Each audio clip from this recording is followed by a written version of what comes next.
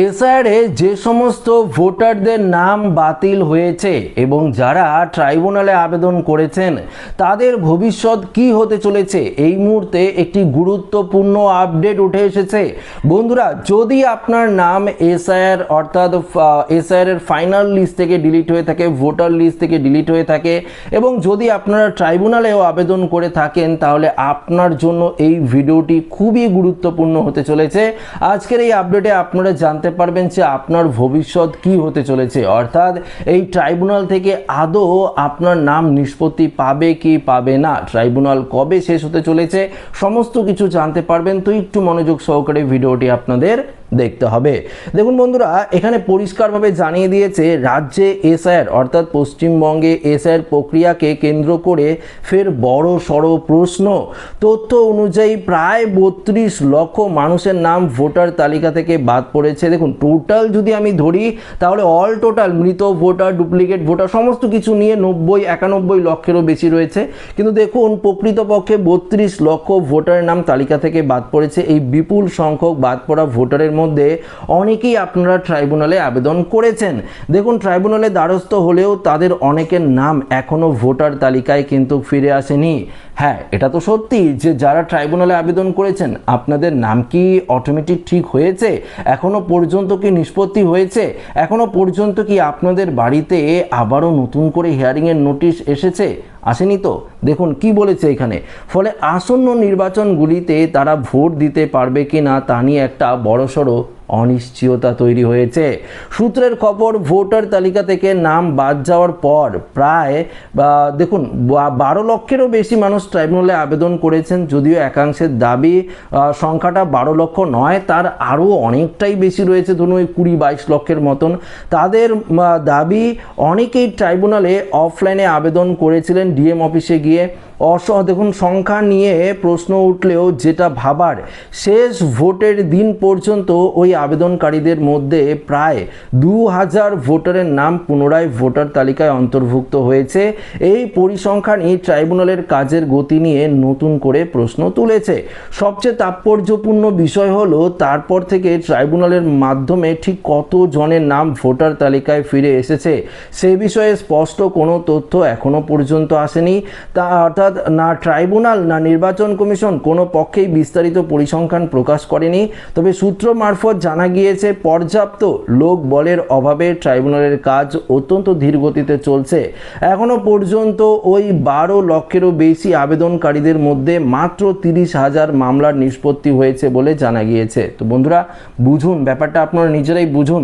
এই যে দেখুন, ভোট শুরু হওয়ার আগে যা ট্রাইব্যুনালে আবেদন করেছিলেন, প্রথম দফার ভোটের আগে সামথিং কিছু ভোটারের নাম নিষ্পত্তি ঘটেছিল, দ্বিতীয় দফার ভোটার আগেও সামথিং কিছু ভোটারের নাম নিষ্পত্তি হয়েছে। অল টোটাল মিলে ধরি 2000-এর মতনই ভোটারের নাম নিষ্পত্তি হয়েছে। তারপরে কি এখনো পর্যন্ত কোনো লিস্ট পেয়েছেন কতজন লোকের নাম নিষ্পত্তি ঘটলো? তবে আপাতত ভেতরের আপডেট 30 থেকে 32 লক্ষ নাম কিন্তু নিষ্পত্তি পেয়েছে, এটা কিন্তু আপডেট একটা দিয়েছে। এই পরিস্থিতিতে বহু ভোটারের ভবিষ্যৎ নিয়ে উদ্বেগ বাড়ছে। যারা নিজেদের যোগ্য ভোটার বলে দাবি করেছেন এবং শুধুমাত্র এসআইআর প্রক্রিয়ার কারণে ট্রাইব্যুনালে যেতে বাধ্য হয়েছেন, তাদের নাম কবে ভোটার তালিকায় ফিরবে তা নিয়ে একটা অনিশ্চয়তা কিন্তু তৈরি হয়েছে। অনেকের আশঙ্কা, আগামী নির্বাচনের আগেও যদি তাদের নাম তালিকায় না ওঠে তাহলে তারা ভোটাধিকার প্রয়োগের সুযোগ থেকে বঞ্চিত হতে পারেন। বহু পরিবার এই অনিশ্চয়তা নিয়ে গভীর উদ্বেগের মধ্যে কিন্তু রয়েছে। শুভেন্দু অধিকারী সরকারের ক্ষমতায় আসার পর এই বিষয়ে বড় আশ্বাস দিয়েছে। সরকারের পক্ষ থেকে জানানো হয়েছে, যারা ট্রাইব্যুনালে আবেদন করেছেন তাদের কেউ সরকারি পরিষেবা থেকে বঞ্চিত হবেন না। পাশাপাশি ভোটার তালিকায় নাম না থাকার কারণে যাতে কোনো প্রশাসনিক বা নাগরিক পরিষেবার সমস্যা না হয় সেই বিষয়েও প্রয়োজনীয় ব্যবস্থা নেওয়া হবে। তবে এই আশ্বাসে ট্রাইব্যুনালের অপেক্ষামান বহু আবেদনকারী সন্তুষ্ট নন। তাদের মূল প্রশ্ন, ভোটার তালিকায় নাম ফিরবে কবে এবং ভোটাধিকার কবে পুনরুদ্ধার হবে, এটাও কিন্তু একটা বড়সড় কোশ্চেন। দেখুন, রাজ্যের মুখ্যমন্ত্রী শুভেন্দু অধিকারী যতই বলুক যে ট্রাইব্যুনালে যারা আবেদন করেছেন তাদের কোনো রকম সরকারি প্রকল্প থেকে বঞ্চিত করা হবে না, তাদের রেশন পরিষেবাও চলবে, সমস্ত কিছু ঠিক থাকবে, কিন্তু তারপরেও আপনারা কি এতটুকুর মধ্যেই সন্তুষ্ট হবেন? দেখুন, এটা তো নয়, কিন্তু হ্যাঁ, প্রত্যেকেই তো চাইছে যে প্রত্যেকের নাম ভোটার তালিকায়, ফাইনাল ভোটার তালিকায় উঠুক, সেটা কবে উঠবে এটাই কিন্তু বড়সড় প্রশ্ন। দেখুন, সূত্রের খবর এই পুরো বিষয়টি নিয়ে খুব শীঘ্রই জাতীয় নির্বাচন কমিশন একটি বৈঠক ডাকতে পারে। সেই বৈঠকে ট্রাইব্যুনালের কাজের অগ্রগতি, তাদের নিষ্পত্তি, গতি এবং ভোটার তালিকায় নাম পুনর্বহাল বিষয় নিয়ে বিস্তারিত আলোচনা করা সম্ভব হবে।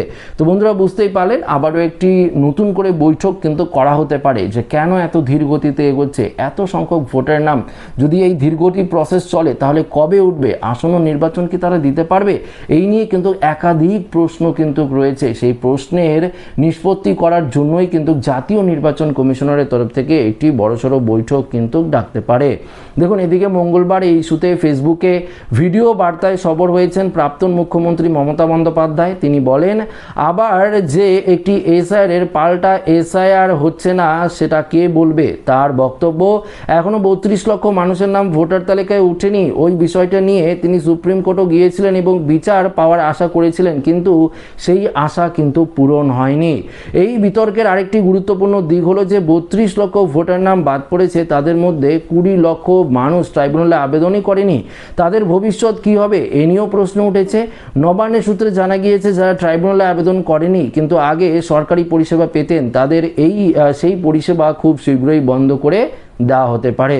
অন্যদিকে প্রশাসনিক সূত্রে জানা গিয়েছে, ভারত বাংলাদেশ সীমান্তে কাঁটাতারের জন্য প্রায় 80% জমি ইতিমধ্যেই স্বরাষ্ট্র মন্ত্রকের হাতে হস্তান্তর করেছে রাজ্য সরকার।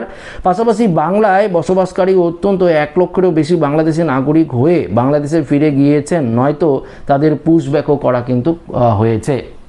তো বিষয়টা এখানে কিন্তু পরিষ্কার, আপনারা ক্লিয়ারভাবে বুঝতে পারলেন। যাদের নাম ট্রাইব্যুনাল নিষ্পত্তি করা হয়নি তাদের উদ্দেশ্যে এখানে একটি আপডেট উঠে এসেছে যে 30 হাজারের মতন কিছু ভোটার নাম নিষ্পত্তি হয়েছে, এখনও লিস্ট দেয়নি, হয়তো দিতেও পারে পরবর্তীতে। তবে হ্যাঁ, আপনাদের জন্য হয়তো রিসেন্টলি জাতীয় নির্বাচন কমিশনারের তরফ থেকে এ নিয়ে একটি বৈঠক করা হতে পারে যে কেন এই ধীরগতি প্রসেস চলছে, কবে নাগাদ নিষ্পত্তি হবে। খুব দ্রুত নিষ্পত্তি করার যে সম্ভাবনা, যাদের নাম এসআইআর এর তালিকা থেকে বাতিল গিয়েছে, ট্রাইব্যুনালে আবেদন করেছেন, তাদের ফাইনাল লিস্টে তোলার জন্য একদম অবশ্যই জাতীয় নির্বাচন কমিশনারের তরফ থেকে কোনো না কোনো ব্যবস্থা কিন্তু না হবে। কিন্তু হ্যাঁ, যদি এই ধীরগতি প্রসেস চলে তাহলে কিন্তু সত্যি আপনাদের ভবিষ্যৎ অনেকটাই কিন্তু বিপদের মধ্যে রয়েছে।